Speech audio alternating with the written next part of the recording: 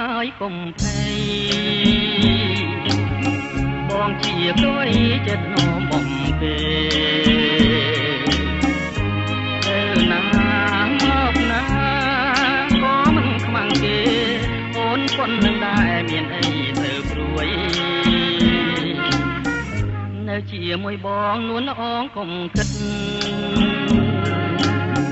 ចិត្តបងស្មោពិនស្នេហ៍តែអូនមួយជួងគ្នាថ្មីរឿងអីត្រូវព្រួយ